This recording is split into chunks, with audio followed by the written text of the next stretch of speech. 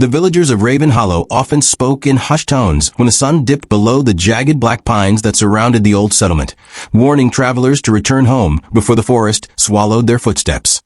Because once darkness fell upon the valley, a strange sound began to crawl through the air. A whisper so faint yet so sharp that it felt like a needle of ice pressed against the ear. A whisper they called the voice of the night.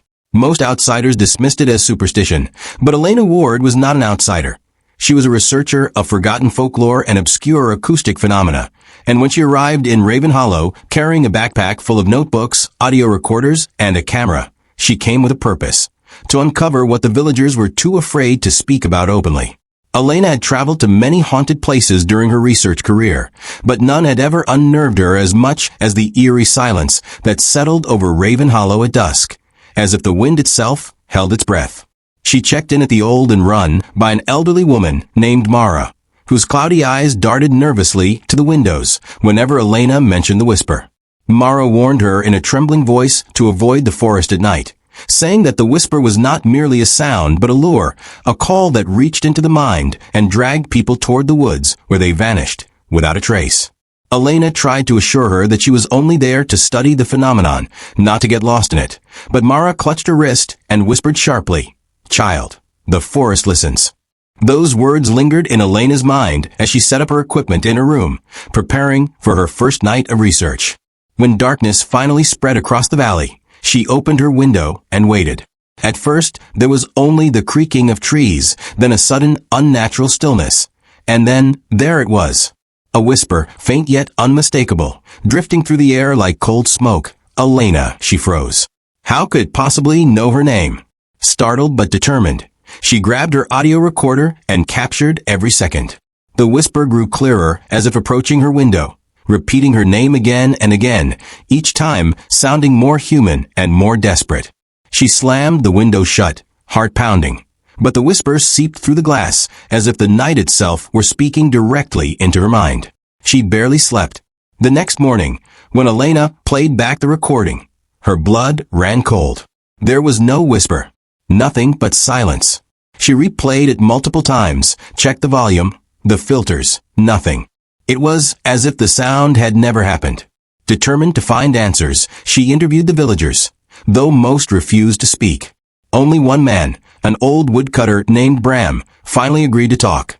He told her that decades ago, a young woman named Leora lived in the village, gifted with a voice so pure that people claimed even the stars paused to listen. But her beauty attracted the attention of something ancient that dwelled in the forest, a shadow that had no form, only hunger. One night Leora followed a strange melody into the woods and never returned. After her disappearance, the whisper began. People believed her spirit was trapped by the entity, forced to call out for help, repeating the names of those it wished to claim next. Elena listened carefully but remained skeptical. She needed evidence, not old tales.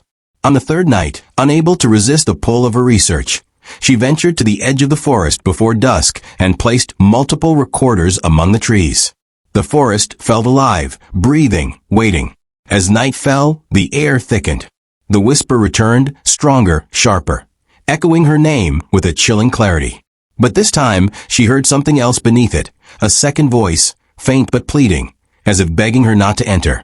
She stood frozen, torn between curiosity and fear. Then, the whisper shifted, becoming urgent, impatient. "Elena, come." Against her better judgment, she stepped forward.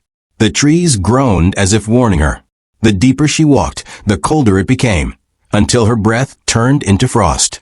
Suddenly, her flashlight flickered and died, plunging her into darkness.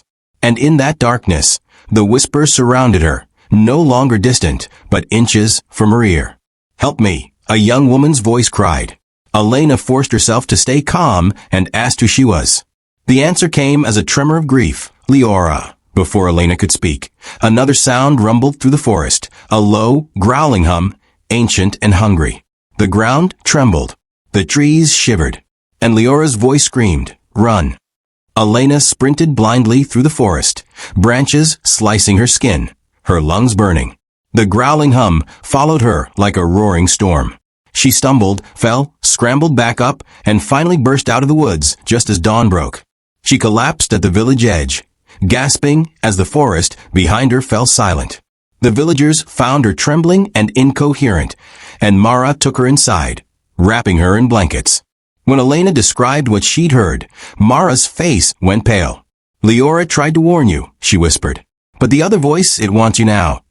Elena knew she should leave immediately, but part of her refused to abandon Leora's trapped spirit. She spent the day analyzing her recordings, and this time, to her shock, the devices captured something. The growling hum, deep and rhythmic like the heartbeat of a giant beast. Encouraged, she made a reckless decision.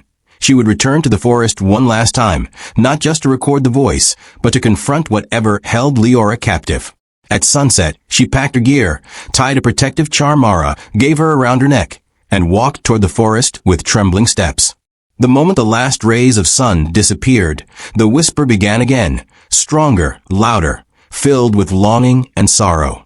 "Elena," but this time she resisted the pull and instead called out, "Leora, where are you?" The forest quivered. A shape formed from the shadows, an indistinct silhouette of a young woman, her outline flickering like smoke. "Trapped," the figure whispered. Elena stepped closer, asking how to free her. But before Leora could answer, the forest erupted with the monstrous hum. The shadows twisted violently, forming a towering shape with hollow eyes that glowed like dying embers. Elena felt her soul freeze. The creature had no face, no limbs, just a shifting mass of darkness that pulsed with hunger. Leora's spirit screamed as the entity surged forward. Elena raised her recorder instinctively, and the device emitted feedback, a piercing screech that made the creature recoil. Leora shouted, "Sound hurts it." Realizing the truth, Elena activated all her recorders, creating a wall of blaring noise. The creature thrashed, its shadowy body tearing apart in shrieks. Leora's spirit glowed brighter, breaking free from the tangled darkness that held her. But as the creature dissolved, it lunged one final time toward Elena. Leora threw herself in front of Elena, her spectral form absorbing the blow. With a final sorrowful whisper, "Thank you," Leora vanished in a burst of light. The forest fell silent. Elena stood trembling, surrounded by the fading remnants of shadow. She knew Leora was free, but she also understood something horrifying. The creature's final lunge had marked her. Over the next days, Elena noticed the whisper returned, not from the forest, but from within her own home, following her from room to room, growing louder each night. It no longer called her name. Now it said something far more terrifying. "I am not done." And as she lay awake in the darkness, staring at her silent recorder, she realized the truth. Once you hear the voice of the night, it never stops.